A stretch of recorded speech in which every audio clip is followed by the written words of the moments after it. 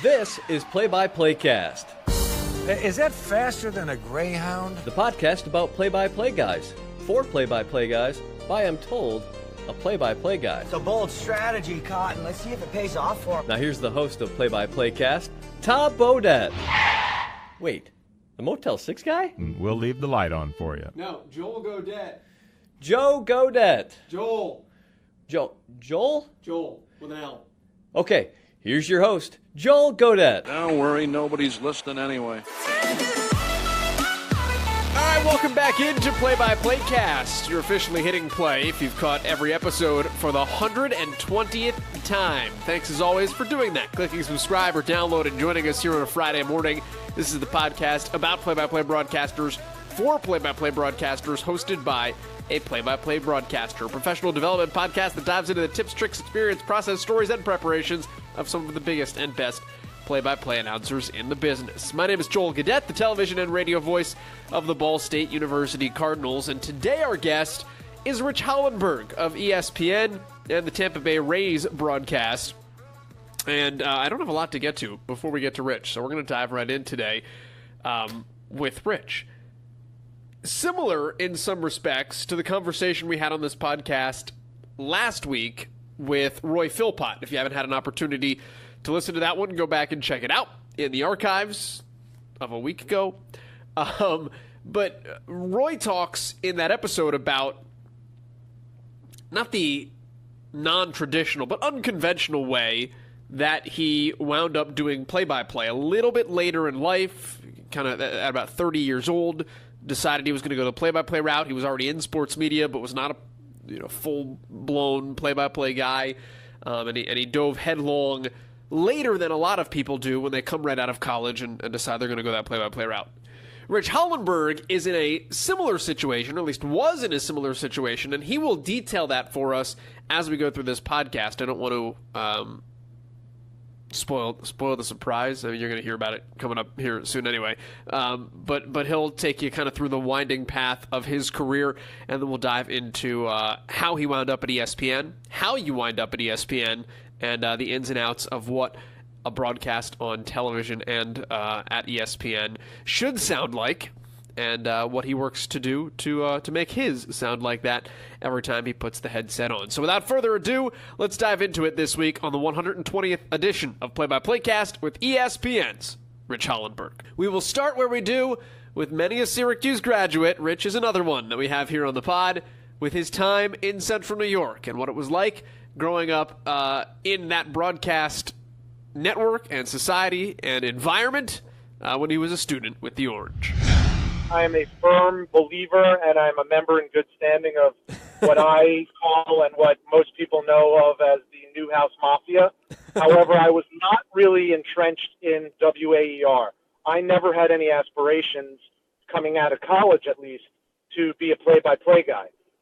But I was going to school with guys like Dave Pash and Dave Jagler, so those were, my contemporaries. And maybe because I was so intimidated by how talented they already were, that I said to myself, I might want to go the studio path instead of the play-by-play path to have my chance at success. And then, I accidentally almost happened into the play-by-play role many, many years later. But the environment in Newhouse is second to none. Whenever I'm introducing myself to someone and they find out that I'm another Syracuse grad in the sportscasting business, I always say, don't hold it against me, because there's so many of us now. Yeah. But I think all that is, Joel, is a testament to what kind of product they have at Newhouse. And I know in the 20-plus years since I've graduated, it's only gotten better and bigger thanks to all the people who came through there and now prop it up and support it. Mike Tirico comes to mind, obviously, but there are many, many more people. And I count myself very proud and honored to be one of those people who love to go back, love to give back, and love to pay it forward whenever possible. How did the Mafia help you along the course of your career, and I guess earlier in your career, particularly when you're trying to get a foothold and get yourself going? Right. So my first job in media, quote unquote, I moved back home to New Jersey, and I was working for a company that is now defunct, and you'll know why once I explain what it was. Someone your age wouldn't remember this, but in my generation, there was a company called Sports Phone. Why don't you just tell me the name of the movie you selected? And you dialed a pay phone number. And it tells you the scores. Yeah, for all your sports news instantly, dial 976-1313. And I worked for them for my first year out of college, and I got the chance to cover the New Jersey Nets for them, which was kind of a premium level of subscriber for their customers. And that was terrific because I got to hang around a professional sports team for, the better part of a season and a half, I want to say. And I was 22 years old. So that was a terrific learning experience. But my first job in TV was directly linked to the Newhouse Mafia. I had a professor there, Bob Lissett, who has since retired, but I still count as a friend and a mentor, who called me up one day, knew that I was still anxious to cut my teeth in TV, and said, there's a classmate of yours, Mike Tassell, who is working out in KFBB-TV.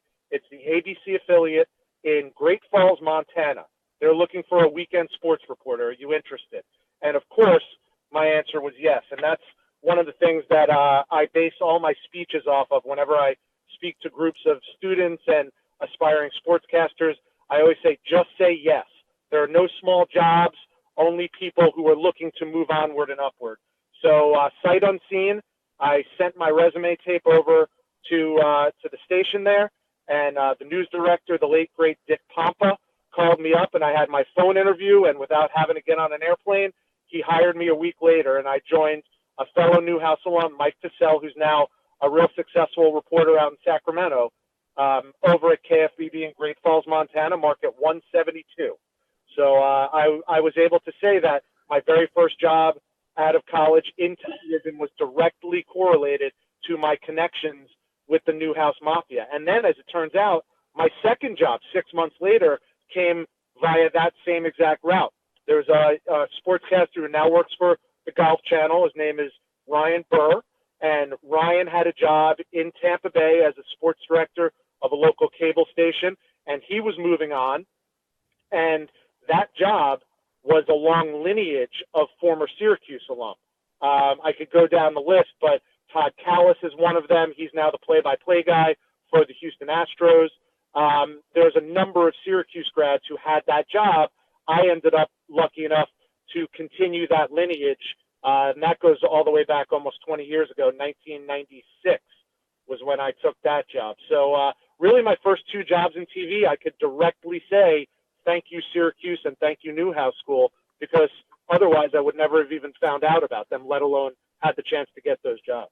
A couple questions on your TV time.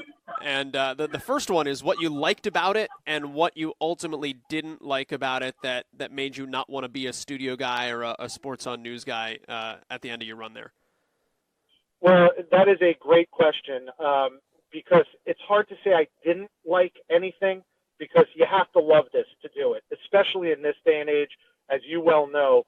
If you're not in it for the love of the profession and the love of sports, then you're going to be pretty miserable because the hours are bad, the pay is not great, and it's really taxing, especially if you have a family and you're trying to support other people as well as yourself.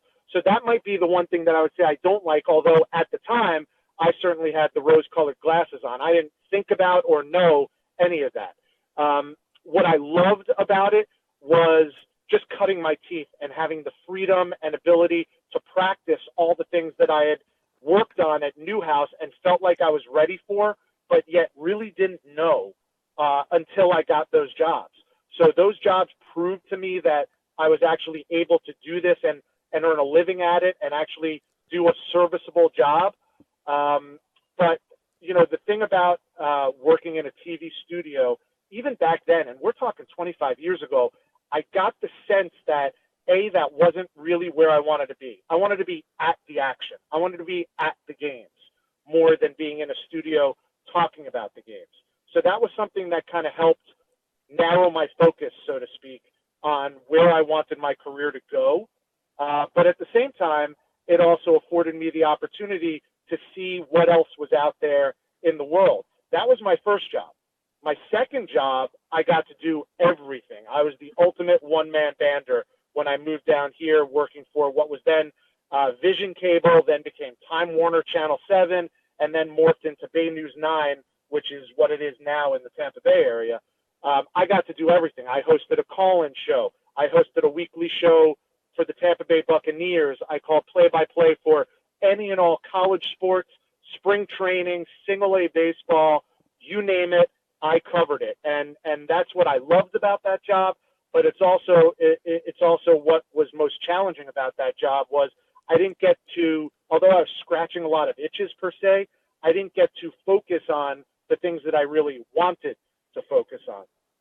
So that's sort of a roundabout answer to your question, because some of the things that I loved were some of the things that I also ultimately realized that I didn't like, or at very least, that maybe it's not fair to say I didn't like them, but I realized that those were things that I didn't want to necessarily direct my career in that path.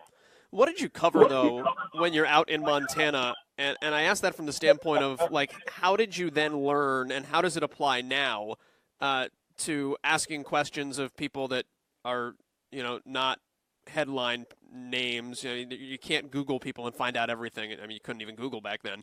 But, like, what did it teach you to cover whatever's out in Montana in terms of how you prepped for it, how you gathered information, how you kind of, I don't want to say cultivated sources, but cultivated sources, got people to talk to you, and how is that still applicable to what you do now on a much larger scale? That's a great question. And all the things that you just named, Joel, are things that I was able to put into practice and had to more than ever when I was 22 years old. Because unbeknownst to me, I was learning on the job how to be a better reporter and how to be a better announcer and how to be a better sportscaster, for lack of a more focused or generalized term. My first sportscast on the air, I will never forget this as long as I live. My first sportscast, I led with the rodeo, and my second story was American Legion baseball. So that gives you an idea of what kind of sports I was covering in Great Falls, Montana. And I'm a Jewish kid from New Jersey covering a rodeo in Montana. So I was the ultimate fish out of water. But what that taught me was, you have to treat that situation the same way I'm treating my current situation right now, covering the Tampa Bay Rays during baseball season and covering major college sports during basketball season. Those people who I was talking to, it was important to them at that moment. And just like it's important to the players and the coaches and the managers who I deal with now, that is their life. And I am just an onlooker and a bystander and someone who needs to document that and pay respect to that the best way I can through my journalism degree and my journalism profession. And in a way, Joel, it sounds a little cliche to put it this way, but I always think back to the famous Joe DiMaggio anecdote when people would say to him during his 56-game hitting streak, why don't you take a day off? And his answer was simple, because I might be coming to the ballpark one day and there might be a fan in the stands who's seeing me and the Yankees play for the very first time. And I want that person, that fan, to remember that. I don't want them to leave thinking, Joe DiMaggio, what a bum, he took a day off. I wanted every fan to have the experience that they were hoping they could have. And that's in some strange way how I correlate how I dealt with the people I dealt with back then 25 plus years ago. And it still carries true to this game today and these games that I cover as a professional, covering major college sports and obviously Major League Baseball as well. Did you learn how to write back then in your career too? And is it important to doing play-by-play? You're not writing on the air, but just, I don't know, is there a way that it translates? There is an absolute direct line that translates. And that's another point that I bring up that is absolutely critical. And I wouldn't necessarily say I learned how to write when I was in those jobs in the beginning. I learned how to write at Syracuse. And that is one of the things at the very top, if not the top of the list of things that I can thank the Newhouse School for. I was not allowed back in the day I was not allowed in front of a camera as far as classwork goes until I was a junior. Everything up until then, my freshman and sophomore years, focused on news gathering and writing. And that frustrated me at the time because, like any aspiring sportscaster, get me on TV, get me in front of a camera, get a microphone in my hand. And you were able to do that if you were enterprising. UUTV was there and things like that. But I was not able to get in front of a camera until my junior year in college. And that's what taught me how to write more than anything else. Luckily and unluckily, obviously I would have loved to have jumped into TV immediately following my graduation in the spring of '93, but there weren't any jobs for me to find at the time. So my first real paying job in the quote-unquote media was working for the Associated Press in New York City. So I got to work in Rockefeller Center at the AP for a year, and you better believe that I was thanking my lucky stars that I had that kind of a writing background, because I would have been exposed as a complete fraud at the AP if I had not had that experience. So writing is critical, and I use it in my daily life. I love writing letters. I love writing notes, and I do as much as you need to be extemporaneous, especially when you're calling games. But I'm a pre- and post-game host for the Tampa Bay Rays also. I do a fair amount of scripting when I'm doing those shows as well, whatever I can script. Intros, bumps to break, things like that. So I still use a fair amount of teleprompter in that portion of my professional life, and writing for that is critical. I take a tremendous amount of pride in how well I write and how well I can convey my thoughts onto the page and then ultimately onto the prompter and into what the fans who are watching my shows see and hear. How does that impact, I guess, vocabulary when you're doing play-by-play too? I mean, do you just feel like you've got more words at your disposal? And how would you suggest to somebody who, like, I don't know, let's say is a 31-year-old play-by-play announcer at Ball State University, improve writing at whatever juncture in your career, expand vocabulary, be able to describe and paint more vivid pictures? What's the best way to go about doing it? Well, first of all, I have no idea who you're talking about. It's got to be some imaginary person. But if there was a person like that, I would say just keep your ears open. Listen as much as you can possibly listen to everybody else. I can't tell you how many times I've listened to someone else's broadcast and caught a phrase or a term that they use. And there are so many of them in different sports. You know, a way to describe a certain play could be described a half dozen different ways by a half dozen different play-by-play men. And you can go up and down the list. And sometimes I just make mental notes like, ooh, I really like that. I've never called it that type of terminology versus the way I always call it, because the one thing you never want to do when you're in this business, Joel, is be boring.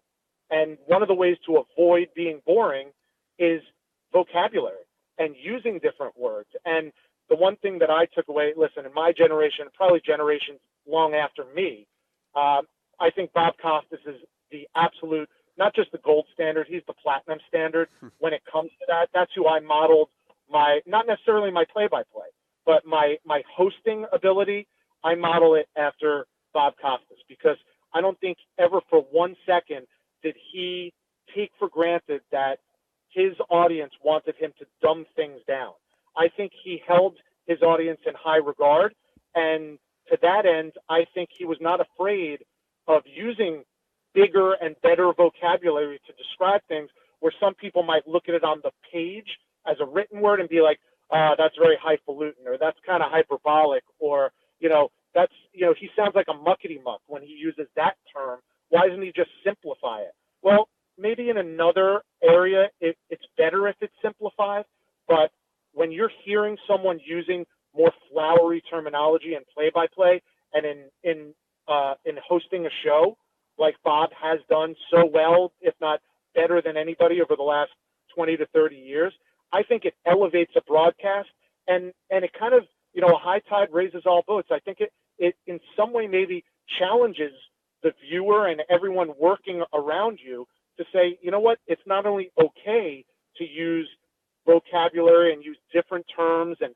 different phrases, but it's encouraged. And if we all did it, we'd all be the better for it. So Bob is kind of the the high priest, as far as I'm concerned, of someone doing that. And I aspire to do it, and I try to do it in just about each and every telecast that I do, so much so that I have a joke, an on-running joke with my analyst, Orestes Estrada, on my pre- and post-game shows for the Rays. He calls it SAT words. I usually drop an SAT word in just about every show we do. And obviously, doing 150-plus baseball games a year, 2 shows every game, that's over 300 shows that we're doing for the Rays baseball season. That's a lot of vocabulary words you got to come up with. So vocab is of the utmost importance to me, and I take a lot of pride in that. And alliteration is another thing that I'm a big, big fan of. I think it piques the viewer's interest when you're able to couple words together that start with the same letter. There's something pleasing to that.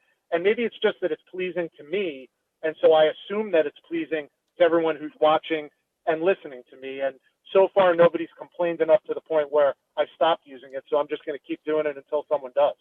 There you go. Students in Pinellas County, you can do your SAT prep by watching the Rays. It's all That's right. Comes together. I want to move to an interesting note I found in your career, and I think if I can quote Bill Maher, I don't know it for a fact, I just know it's true, that you've got to be the first person on this podcast who's been on HSN.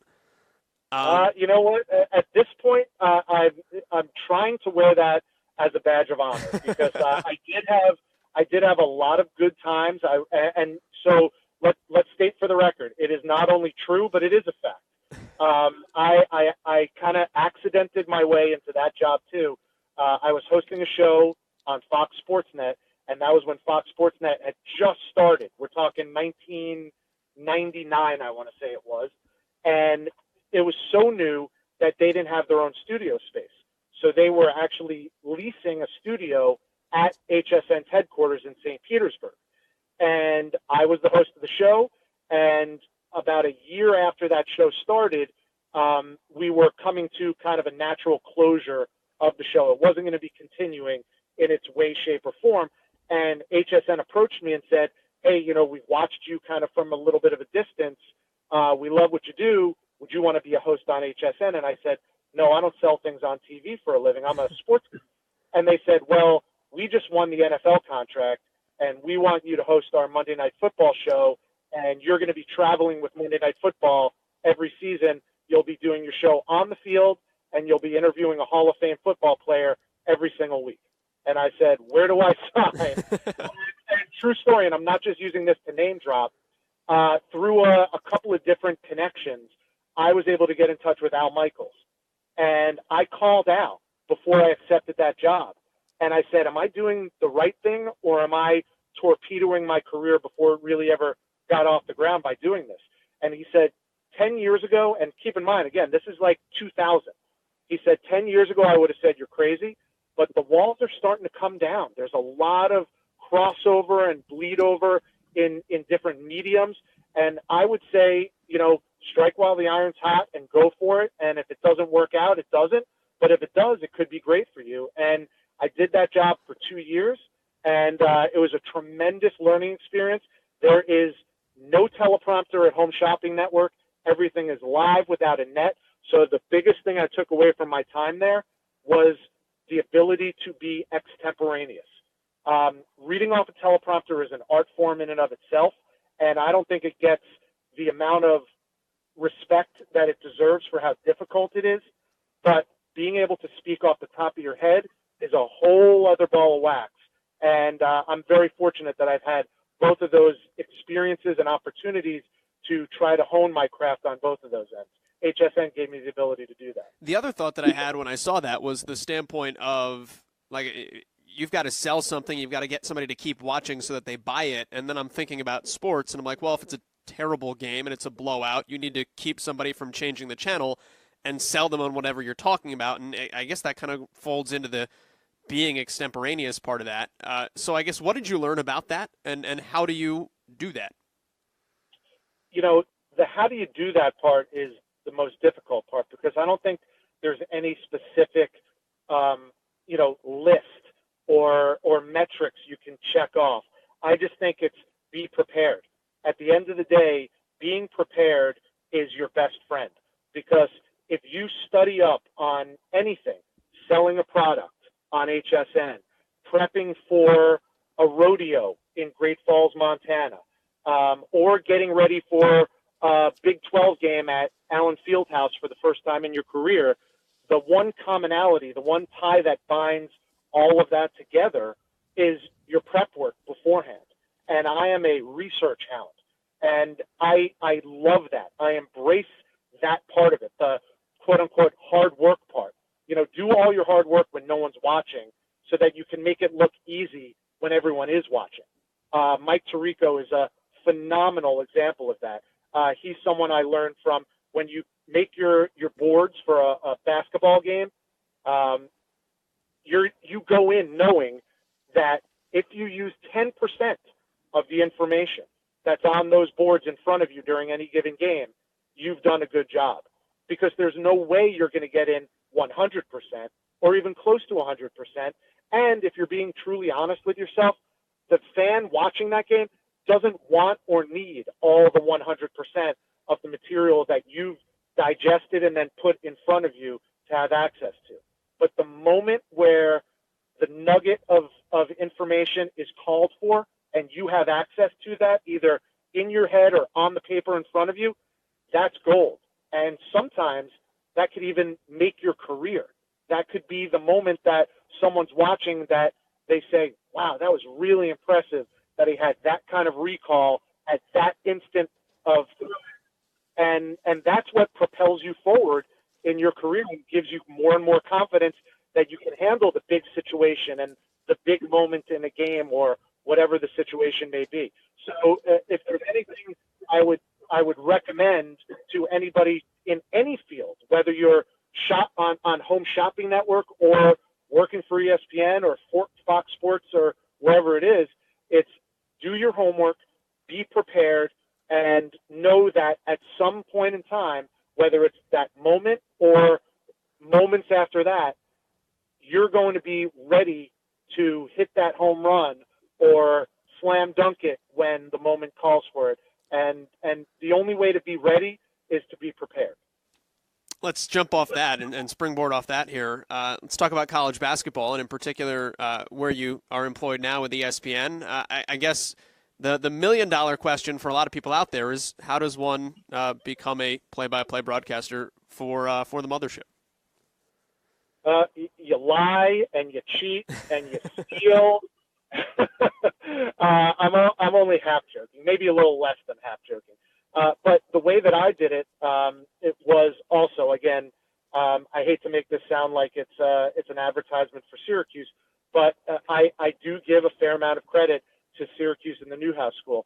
I was extraordinarily ambitious, and when I did kind of come to my natural end point of home shopping, and as much as I appreciated my time there, I knew that I wasn't long for that business, and I wanted to really go full-time into sportscasting. I'd still kind of kept a toe dipped in the sportscasting water with some ESPN2 events and things like that, but they were more fringe type of events.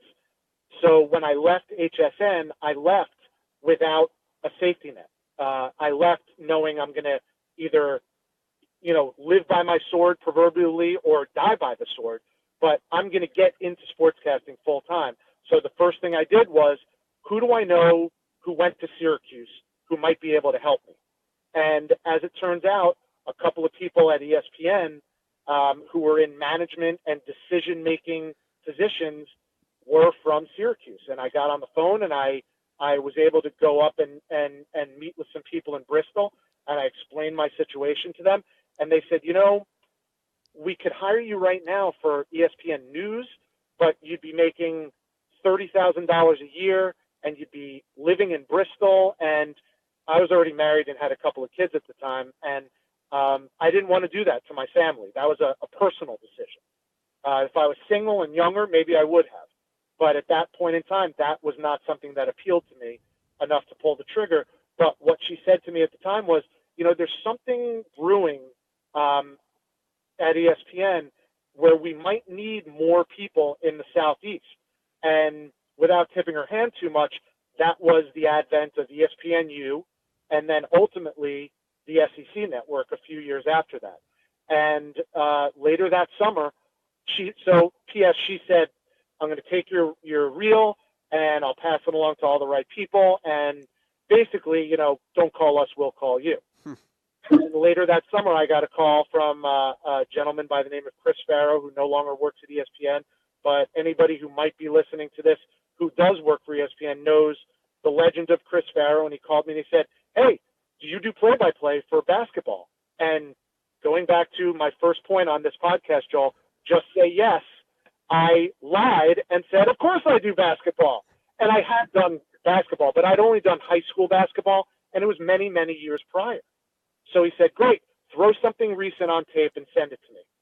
So immediately I hung up the phone and panicked. So what I literally faked it. And I went to my old job that I got through the Newhouse Mafia, my old cable station that I worked for, and I had them pull an old USF basketball game. And I had a buddy of mine who wrote for ESPN.com at the time, a really good basketball guy, serve as my quote-unquote analyst. And we faked a live open. And then I called the first half of that game from a studio, which is now ironic because now ESPN and all the other networks are doing what we call remote broadcasts more and more these days. I basically faked what was then called, what is now called a REMI broadcast, a remote broadcast. I sent that to Chris Farrow, and later that fall he called me, gave me my first 2 games at Walt Disney World for something that was then called the Old Spice Classic. And my first 2 games calling college basketball for ESPN was with a legend by the name of Len Elmore. And everything just kind of built off of that. That was 10 years ago. I had 7 games my first season, mostly regional. Then that moved up to 20 games the next season, and the rest, as they say, is history. So how do you get a job at ESPN?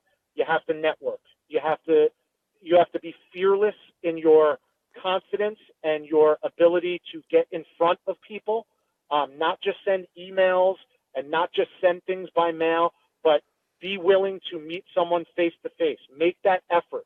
It counts. It scores high on the Q rating chart, if you will. And then be relentless. Don't be annoying, but be relentless in your pursuit. Another point I always make to youngsters and aspiring broadcasters is, don't have a plan B. If this is what you know you want to do, then don't say, well, if this doesn't work out, I could get into marketing. Or if this doesn't work out, I could always go into the family business. Go in with the mindset that I have no other option but to get a job in this field. And if you go in like that, chances are better than good. If you're focused and passionate, that something eventually will turn up that you'll be able to dig your feet into and dig your teeth into and start your career in earnest. And ESPN now, even a decade later, has so many more outlets. The ACC network is about to start up. ESPN Plus, ESPN3 is a great training ground for aspiring play-by-play. You don't get on TV necessarily, but you're on digital and you're able to get reps. And that's how you get better, is getting those reps. So ESPN has plenty of outlets for the young and relatively inexperienced play-by-play announcers out there to get the required reps so that you're not caught in that, perpetual catch-22. Well, how can I get experience if you won't hire me to give me the experience? Because how many times have we all at one point in time heard from someone, I'd love to hire you, but you just don't have enough experience. Well, ESPN now has enough outlets, and even the other networks obviously have outlets too. You're doing a podcast right now. Podcasts didn't exist when I was getting into this business. So there are plenty of different media that you can dive into and build not only your career resume, but your life resume, as it were, to give you that experience to get a jump start. How much do you watch back now? And what do you watch back for? What sticks with you if you threw on a tape today? I record every game I do. I can't say I watch every game I do. I just don't have the time or the patience to listen and watch myself all the time. I'm my harshest critic. But I do take note of the fact that if you don't critique yourself, it's very hard to count on others to critique you. That's one of the most frustrating things that even someone with my experience, 20 plus years in the business, still runs into, is the frustration level of, why aren't my bosses calling me and reviewing things with me? You have to make that happen yourself. And the only way to do that, or at least to start that process, is to do it by yourself. And then the next step is contact your bosses, your coordinating producers, your executive producers, and say, hey, I was just watching back a game, or I was just watching back a show that I just did, and I noticed a couple of things that I wanted you to take a look at. That's the way to help yourself down the road, because if you don't do it, no one else is going to do it for you.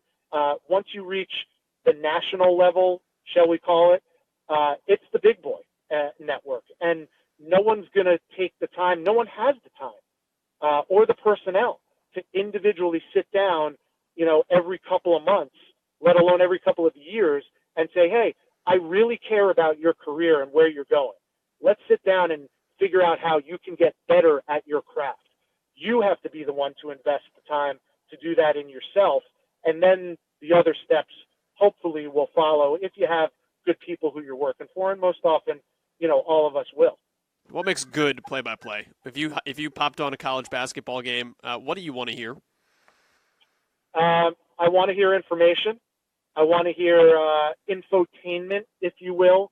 I like to educate people, but I want to entertain them at the same time.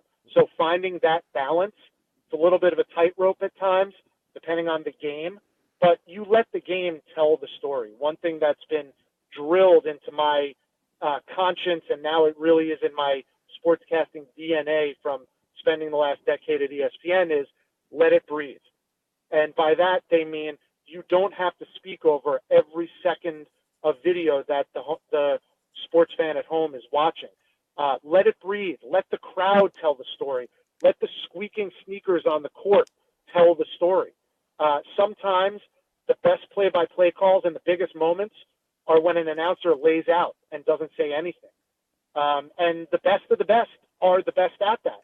Vin Scully, as great a storyteller as Vin Scully is, and there hasn't been a better storyteller than Vin Scully, some of his best calls are 3 or 4 words, and the rest of it is the moment carrying the day. So to be able to have that ability to let that happen, and to not have the insecurity of, oh gosh, if I don't make a great call right now in this moment, my bosses are going to expose me as the fraud that I am, that I'm not ready for this moment. You have to be ready for the moment, but you also have to have confidence enough in yourself to know the moment is bigger than any one broadcaster. So let it breathe. Let the moment tell the story, because that's why people are watching it on TV. They're not watching it to hear what you have to say. They're watching it to see what's happening as it happens. So it's that balance of, when I'm speaking, I want to speak in clipped tones. I don't want to be giving monologues or diatribes or anything like that. I want to, reference the action that's happening. And probably the other thing that's equally as important for me is I take tremendous pride in being inquisitive. And that's another thing that I learned coming up the ranks at ESPN, and I take very strongly to heart, is I want my analyst to feel like I am there for him. I am there in service of my analyst. Tee that guy up. He's the one sitting next to you that has, 25, 30, 40, 50 years invested in the game, either as a player or as a coach, or sometimes maybe even both. But tee them up. Ask questions. Be inquisitive during the game. And something that a lot of people are afraid of, and this also can bleed over into a conversation about sideline reporters, but maybe that's another conversation for another time.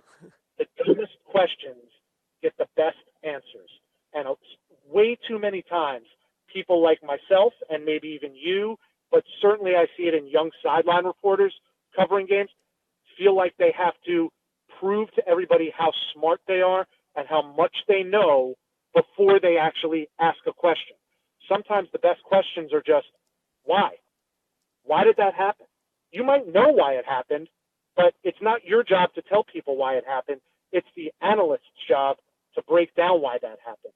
So sometimes if you're listening to an analyst next to you and they make a comment about something, all you have to do is say, why?